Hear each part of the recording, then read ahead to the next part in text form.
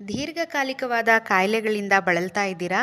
ಹಾಗಾದರೆ ಈ ಸುಲಭವಾದ ಪರಿಹಾರವನ್ನು ಪಾಲಿಸಿ ರೋಗಮುಕ್ತರಾಗಿ. ಕೆಲವರು ವರ್ಷಗಟ್ಟಲೆಯಿಂದ ಕಾಯಿಲೆಯಿಂದ ಗುಣಮುಖರಾಗದೆ ನೋವು ಅನುಭವಿಸ್ತಾ ಇರ್ತಾರೆ. ಡಾಕ್ಟ್ರ್ ಹತ್ರ ಹೋಗಿ ಮೆಡಿಸಿನ್ಸ್ ತಗೊಂಡಾಗ ಕಾಯಿಲೆ ಮೇಲ್ನೋಟಕ್ಕೆ ವಾಸಿಯಾದ ಹಾಗೆ ಕಂಡ್ರೂ ಮತ್ತೆ ಮರುಕಳಿಸುತ್ತೆ.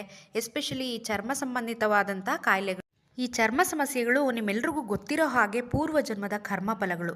ಈ ರೀತಿಯಾಗಿ ತುಂಬ ವರ್ಷಗಳಿಂದ ವಾಸಿಯಾಗದೇ ಇರೋವಂಥ ಚರ್ಮ ಕಾಯಿಲೆಗಳು ಅಥವಾ ಇನ್ಯಾವುದೇ ರೋಗ ತುಂಬ ದಿನದಿಂದ ವಾಸಿಯಾಗದೆ ಹಿಂಸೆ ಕೊಡ್ತಿದೆ ಅನ್ನೋವಂಥವ್ರು ನಮ್ಮ ಶಾಸ್ತ್ರಗಳಲ್ಲಿ ಹೇಳಿರುವ ಈ ಸುಲಭವಾದ ಆಚರಣೆಯನ್ನು ಮಾಡೋದ್ರಿಂದ ರೋಗಗಳಿಂದ ಮುಕ್ತಿಯನ್ನು ಹೊಂದಬಹುದು. ಏನು ಆ ಆಚರಣೆ ಅಥವಾ ರೆಮಿಡಿ ನೋಡೋಣ ಬನ್ನಿ.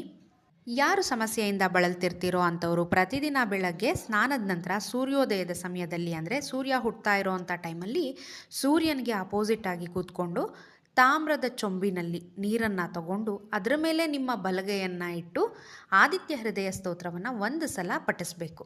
ಎಡಗೈಯಲ್ಲಿ ಶುಭ್ರವಾಗಿ ಒಂದು ಪುಸ್ತಕ ಇಟ್ಕೊಳ್ಳಿ ಅಥವಾ ಮೊಬೈಲ್ನಲ್ಲಿ PDF ಹಾಕ್ಕೊಂಡು ಆದಿತ್ಯ ಹೃದಯ ಶ್ಲೋಕವನ್ನು ಒಂದು ಸಲ ಹೇಳಬೇಕು.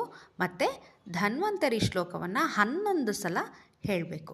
ಹೀಗೆ ಆದಿತ್ಯ ಹೃದಯ ಸ್ತೋತ್ರ ಮತ್ತು ಧನ್ವಂತರಿ ಶ್ಲೋಕವನ್ನು ಹೇಳಿದ ನಂತರ ಆ ಚೊಂಬಲ್ಲಿರುವಂಥ ನೀರನ್ನು ತೀರ್ಥವನ್ನಾಗಿ ಸ್ವೀಕಾರ ಮಾಡಬೇಕು.